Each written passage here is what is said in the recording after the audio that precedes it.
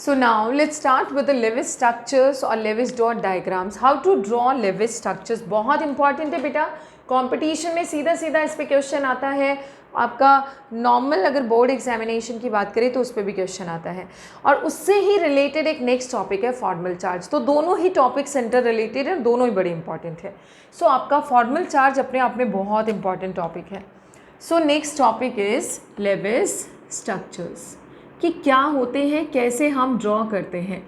Levi's structures जैसे हमने पहले भी देखा था कि एलिमेंट्स के एटम्स के लेविस डॉट डायग्राम्स अगर हमें ड्रॉ करने हैं तो क्या करते हैं, हम इलेक्ट्रॉन्स की फॉर्म में वैलेंस शेल के इलेक्ट्रॉन्स दिखाते थे. फॉर एग्जांपल हाइड्रोजन का Lewis structure H with 1 electron, Cl का, क्लोरीन का, ये लेविस डॉट स्ट्रक्चर था. ठीक है, तो हमने क्या दिखाया था कि वैलेंस शेल के इलेक्ट्रॉन्स को दिखाया था, जिससे हमें आइडिया लग जाता था कि इनकी वैलेंसी कितनी है, इनको अपना ऑक्टेट पूरा करने के लिए, डुप्लेट पूरा करने के लिए कितने इलेक्ट्रॉन्स चाहिए.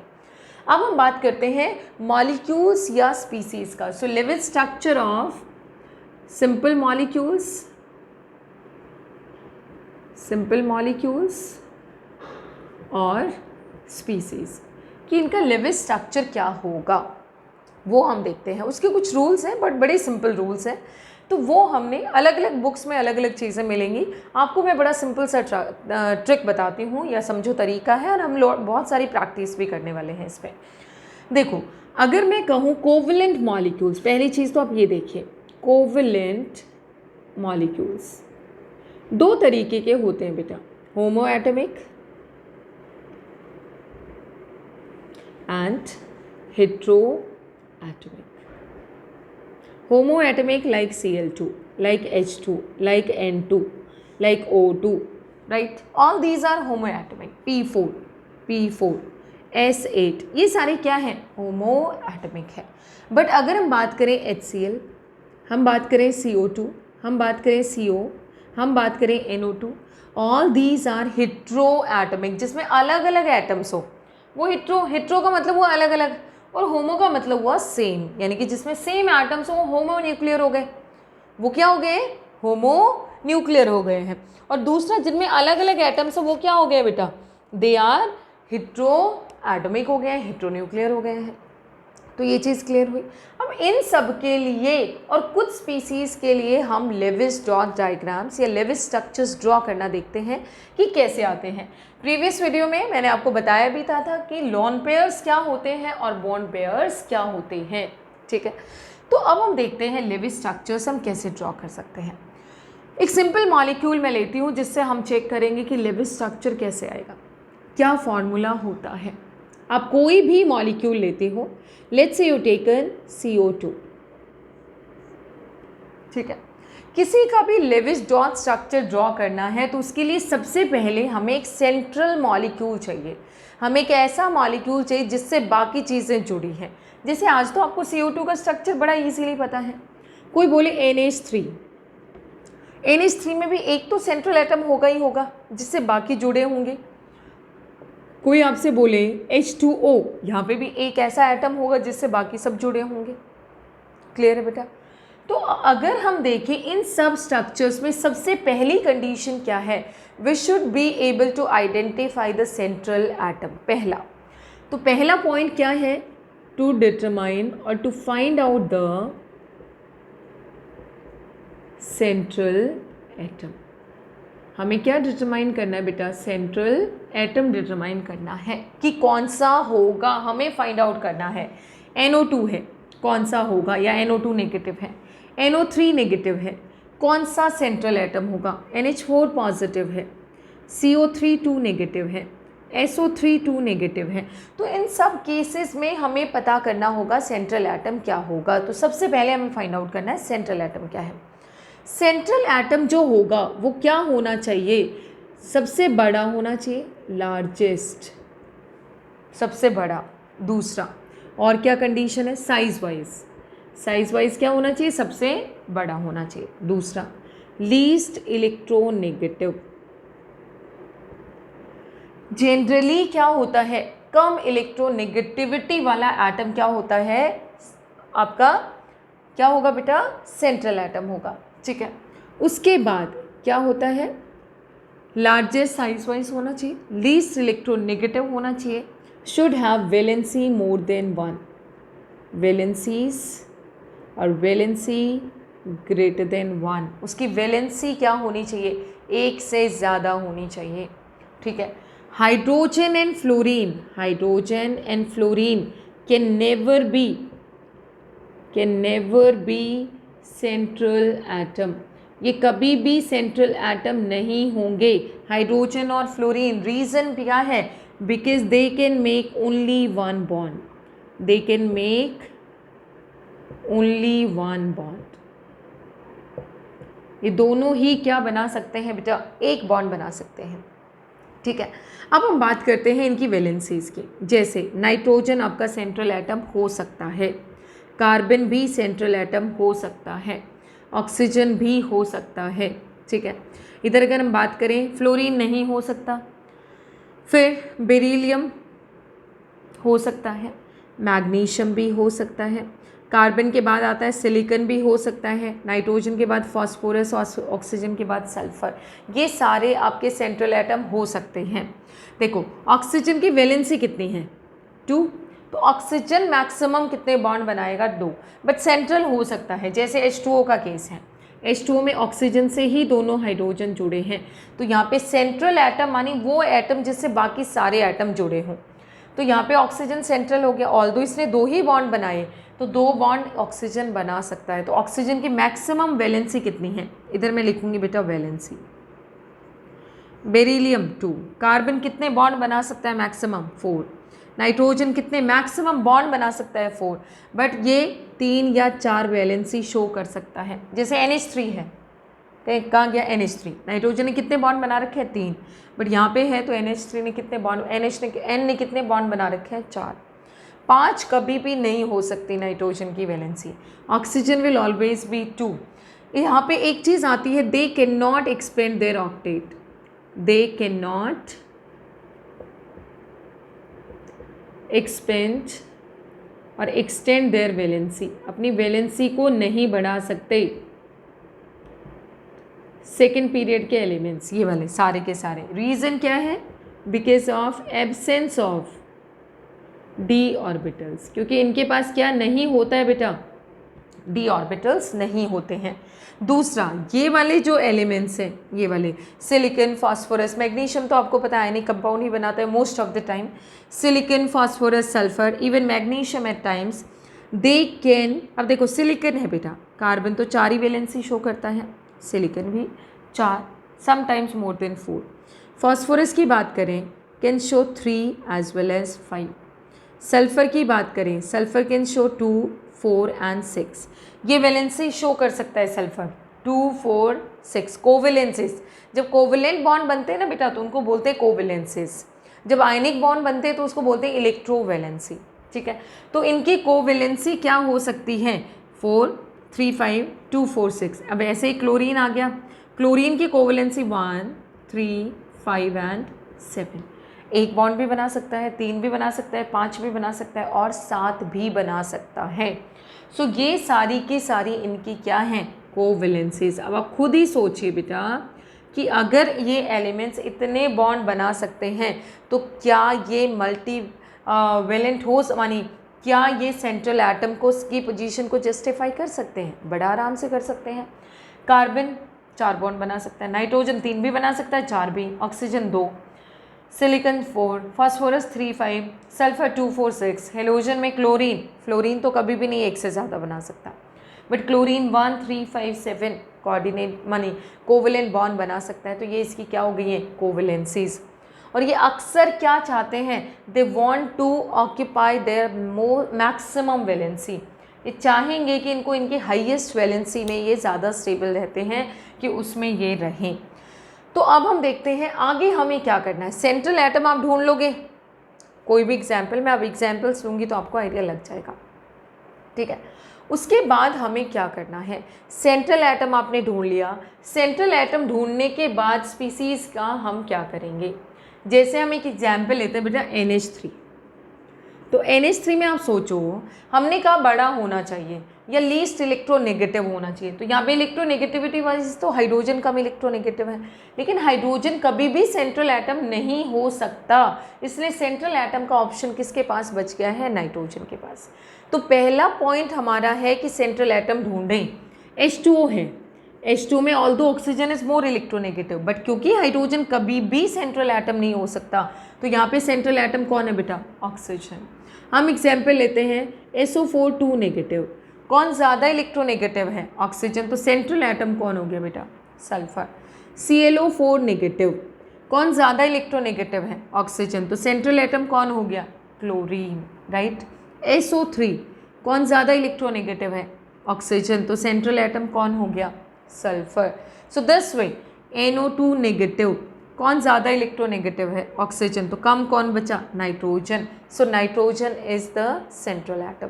सो इस तरीके से हम सेंट्रल एटम इस क्राइटेरिया के बेसिस पे हम निकाल सकते हैं। ध्यान रखिएगा बेटा इस चीज़ को, इन पॉइंट्स को अच्छे से सुनिएगा, बुक्स में थोड़ा बहुत बताएंगे, ज़्यादा कंफ्यूज करेंगे, so please you try to understand these points here only. Next point क्या आता है? Second point. सेकेंड पॉइंट आएगा आपका कि ये फाइंड आउट करने के बाद हम निकालेंगे वहाँ पे total number of electrons, total number of valence electrons of all the atoms, सारे एटम्स का इन द गिवन मॉलिक्यूल और स्पीसीज, जो भी गिवन है उसके जितने भी एटम्स हैं उनके वैलेंस शेल के इलेक्ट्रॉन निकालेंगे, उसको हम रिप्रेजेंट कर लेते हैं जैसे number of valence shell electrons. Let's say जैसे NH3 है बेटा, कोई कन्फ्यूज़न की ज़रूरत नहीं है। NH3 में सेंट्रल एटम हमें पता चल गया नाइट्रोजन है। अब हम क्या निकालेंगे? इनके टोटल वैलेंस शेल इलेक्ट्रॉन्स निकालेंगे। जैसे नाइट्रोजन में वैलेंस कितने, वैलेंस शेल में कितने इलेक्ट्रॉन्स होते हैं? 5, और 3 हाइड्रोजन तो 3 वहाँ, 5 + 3 कितना हो गया है? 8। 5 + 3 कितना हो गया बेटा? 8। H2O है, oxygen 6 and 2 hydrogen means 8, total कितने हो गए? 8। तो ऐसे करके हमें number of electrons present in valence shell find out करना है। उसके बाद third, number of bond pair electrons, bond pair electrons हमें निकालना है, बॉन्ड पेयर इलेक्ट्रॉन्स। तो ये क्या होगा? Number of bond pair electrons हम निकालेंगे। और इसके लिए आपने सिंपली क्या करना है, जो सेंट्रल एटम है, जैसे NH3 का केस है बेटा, NH3 में number of valence shell electrons कितने आए? नाइट्रोजन के 5 + 3 हाइड्रोजन है तो 3, तो टोटल कितने आ गए? 8। ठीक है, अब यही NH3 की बात करें अगर हम, तो नंबर ऑफ बॉन्ड पेयर्स हम कैसे डिसाइड करेंगे? दिस इज नाइट्रोजन, यहाँ पे रखा एक हाइड्रोजन, यहाँ रखा दूसरा और यहाँ रखा तीसरा हाइड्रोजन। इन दोनों के बीच में हमने एक बॉन्ड लगाया, एक इधर लगाया और एक यहाँ लगाया, तो टोटल बॉन्ड्स कितने बना दिए? सिंगल सिंगल बॉन्ड आप ब्लाइंडली बना दो, यहाँ पे एक बॉन्ड, यहाँ दूसरा बॉन्ड और यहाँ तीसरा बॉन्ड, तो टोटल बॉन्ड्स बने 3, बॉन्ड पेयर्स हुए 3 और बॉन्ड पेयर इलेक्ट्रॉन्स कितने हो गए? 6। देखो यहाँ पे बॉन्ड्स कितने बन गए बेटा? बॉन्ड्स आर 3, क्लियर है। और बॉन्ड पेयर इलेक्ट्रॉन्स कितने बने?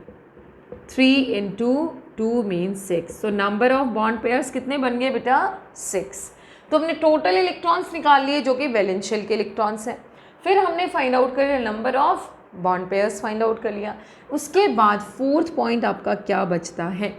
अब हमें ऑक्टेट पूरा करना है सारे एलिमेंट्स का, ठीक है। अब हमें डिटरमाइन करना है नंबर ऑफ लोन पेयर्स, और नंबर ऑफ लोन पेयर्स क्या होगा बेटा? That is equal to number of valence shell electrons minus number of bond pairs. तो यहाँ से हम डिटरमाइन करेंगे नंबर ऑफ लोन पेयर्स। और नंबर ऑफ लोन पेयर्स का 2 काम है। एक तो ये क्या करेगा, सबसे पहले इससे पूरा करवाओ बेटा ऑक्टेट, या तो ऑक्टेट पूरा करने के काम आएगा या डबल बॉन्ड या ट्रिपल बॉन्ड बनाने के काम में आएगा। और किसके काम आएगा ये? डबल बॉन्ड या ट्रिपल बॉन्ड। सपोज ऑक्टेट भी पूरा हो गया फिर भी बच गया है, तो फिर उसको किस में यूज़ करेंगे हम? डबल या ट्रिपल बॉन्ड बनाने में। और पहले हमेशा हम किसका ऑक्टेट पूरा करेंगे? पहले हमेशा जब ऑक्टेट पूरा करने की बात आएगी, first octet of corner atoms. ये जो कॉर्नर वाले एटम्स है ना, उनका ऑक्टेट पूरा करेंगे, जो बाहर चारों तरफ से घेर रखा है जिन्होंने सेंट्रल एटम को।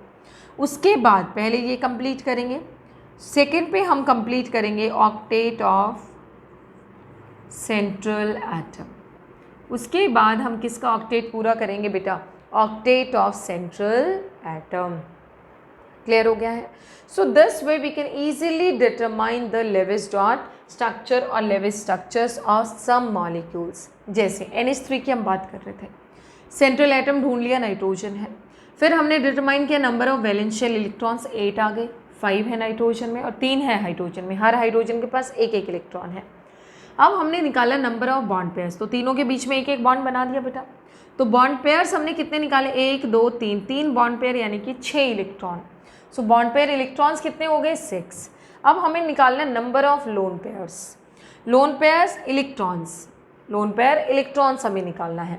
सो number of lone pair electrons क्या आएगा? Number of valence shell minus number of bond pair. Valence shell में कितने थे बेटा टोटल? 8 माइनस बॉन्ड पेयर में 6, तो कितना बचेगा बेटा? 2 only we are left with. ठीक है, अब आप देखो इस स्ट्रक्चर में क्या आउटरमोस्ट एटम जो है उनका डुप्लेट ट्रिपलेट जो भी है ऑक्टेट कंप्लीट है। हाइड्रोजन का डुप्लेट होना चाहिए, तो डुप्लेट देखो 1 2 कंप्लीट है, इसका 1 2 कंप्लीट है और 1 2 कंप्लीट है। अब बच क्या गया? कितने इलेक्ट्रॉन्स बचे हैं? 2।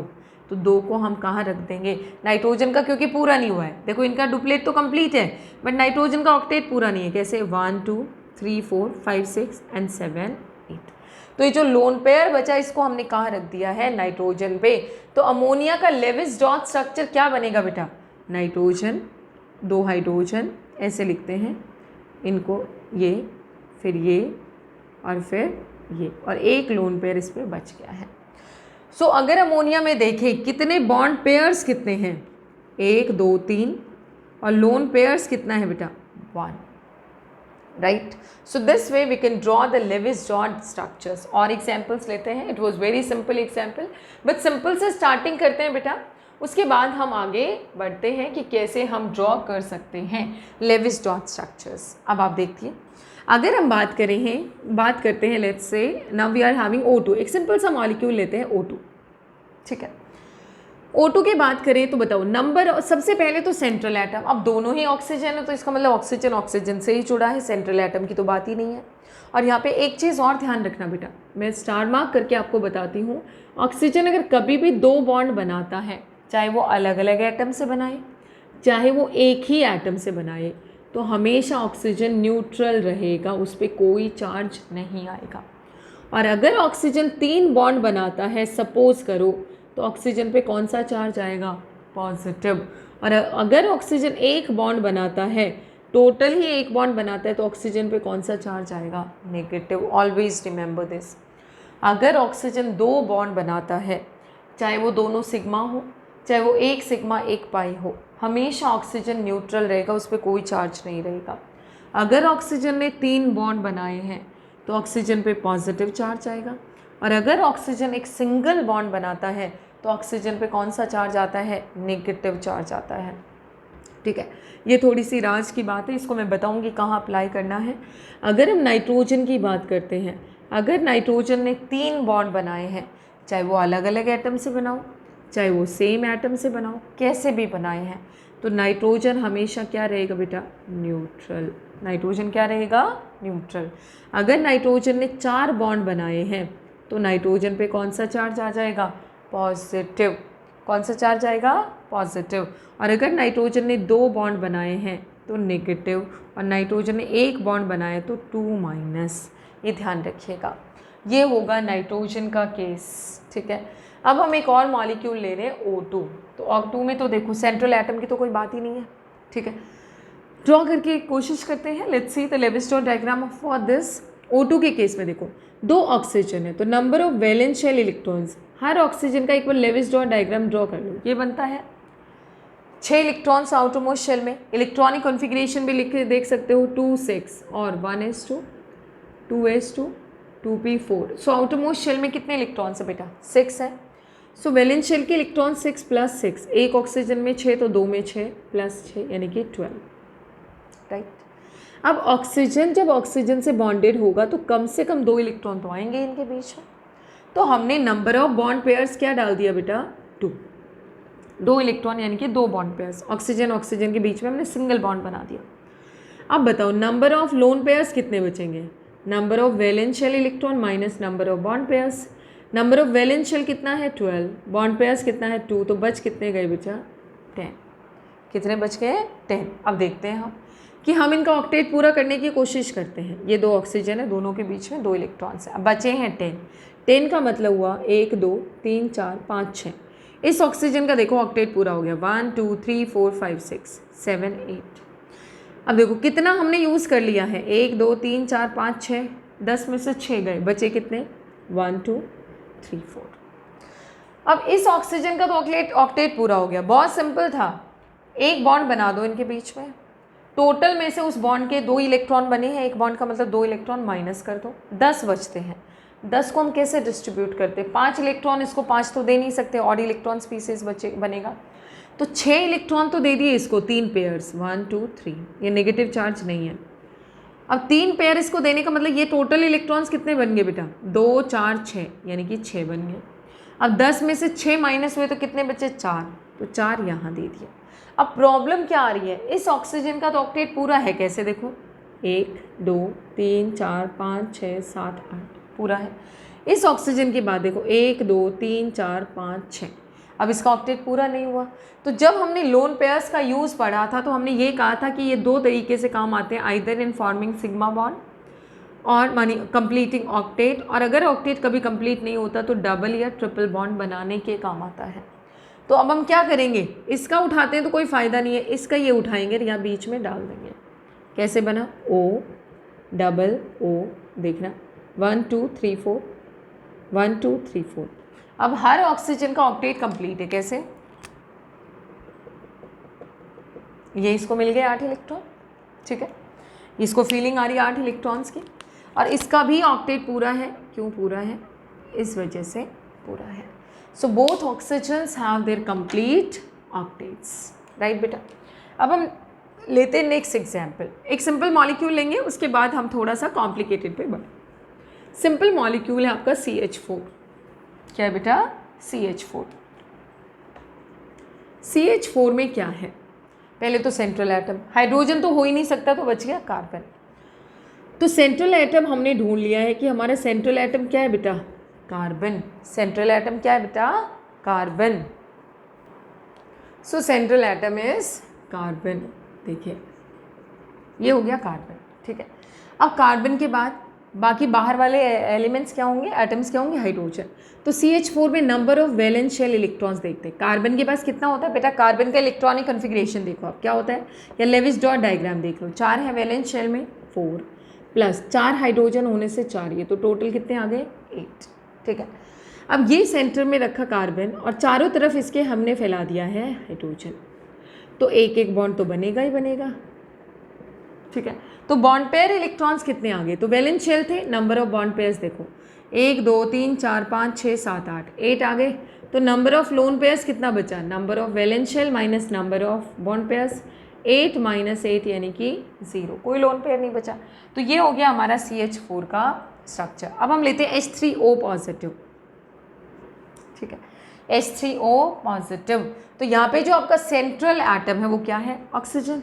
तो यहाँ सेंट्रल एटम क्या हुआ, ऑक्सीजन। अब हम देखते हैं इनके वैलेंस शेल के इलेक्ट्रॉन्स, एक ऑक्सीजन 3 हाइड्रोजन। ऑक्सीजन के आउटरमोस्ट शेल में कितने इलेक्ट्रॉन्स है, 1 2 3 4 5 6 इलेक्ट्रॉन्स ऑक्सीजन के, 6 प्लस कितने हाइड्रोजन है 3, तो टोटल कितने हो गए बेटा 6 प्लस 3 यानी कि 9। अच्छा यहाँ पे एक और चीज़ है, जितना पॉजिटिव चार्ज होगा उतना माइनस कर देंगे, तो पॉजिटिव चार्ज को हमने क्या कर दिया है माइनस, तो 9 माइनस 1 कितना बच गया बेटा, विल बी हैविंग 8।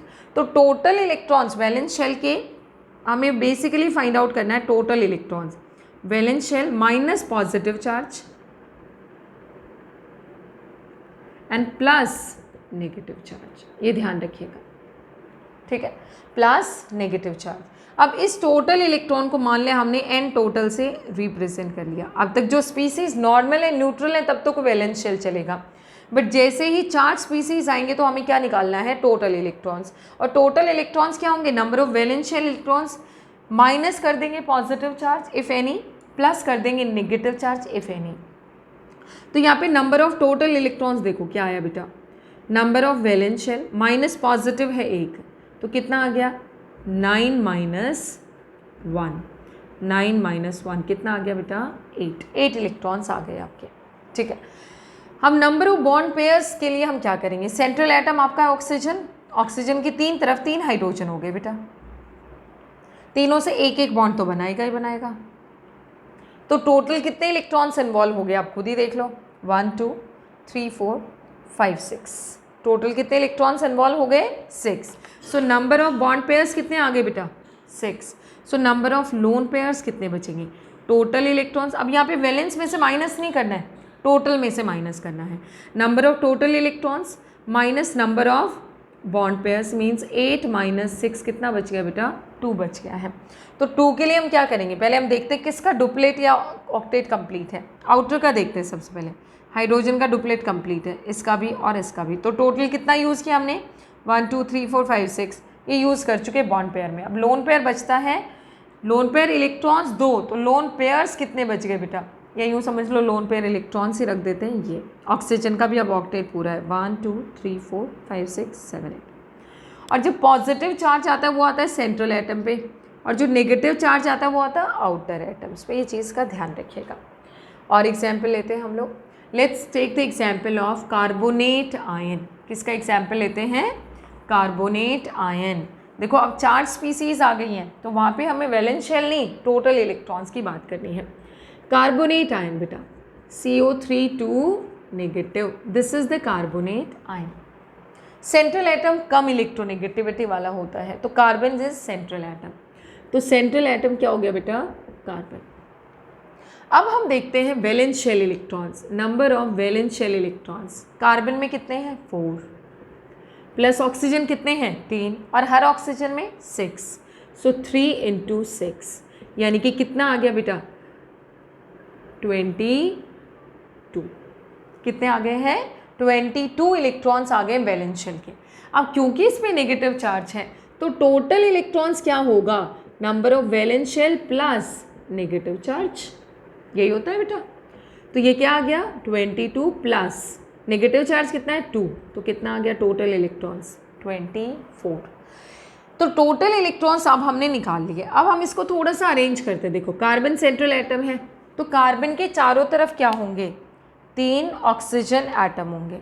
क्या होंगे बेटा 3 ऑक्सीजन, 1 2 3, क्लियर है। 3 ऑक्सीजन आ गए। अब 3 ऑक्सीजन में क्या करेंगे, एक एक बॉन्ड तो बनेगा ही बनेगा कम से कम, ये बन गया एक एक बॉन्ड इनके बीच में। अब देखते हैं तो टोटल इलेक्ट्रॉन्स इतने हैं, number of bond pair electrons not bond pairs, bond pairs 3, तो number of bond pair electrons कितने हो गए बेटा 6, क्योंकि एक बॉन्ड में 3 इलेक्ट्रॉन्स इन्वॉल्व है। सो ये हो गए number of bond pair electrons 6। अब नंबर ऑफ लोन पेयर क्या होगा, total electrons minus number of bond pairs, कितना आ गया टोटल 24 था, माइनस बॉन्ड पेयर 6, कितना बच गया बेटा, this we are remain with 18 electrons. कितने बचे अपने पास 18 इलेक्ट्रॉन्स। और हमेशा आपका कोशिश रहनी चाहिए कि सबसे पहले हम आउटर एटम्स के ऑक्टेट पूरा करें। 18 का मतलब कितने पेयर्स, 9 पेयर्स। देखते हैं, देखो इसमें 2 इलेक्ट्रॉन पहले ही हैं, 3 4 5 6 7 8, 2 पहले, 1 2 3 4 5 6 7 8, कितने कवर कर लिए हमने 6 + 6 12, और ये बच गया 1 2 3 4 5 6 7 8। क्लियर हो गया बेटा। 18 इलेक्ट्रॉन्स बचे थे लोन पेयर के, तो सबको हमने 6 दे दिए, इसको भी 6, इसको भी 6 और इसको भी 6, यानी कि 3 पेयर्स इसको दिए, 3 पेयर्स इसको, 3 पेयर्स इसको। अब देखते हैं क्या ऑक्सीजन का ऑक्टेट पूरा है। देखो इस ऑक्सीजन की बात करें तो 1 2 3 4 5 6 7 8 कंप्लीट है। ठीक है, अगर हम इस ऑक्सीजन की बात करें 1 2 3 4 5 6 7 8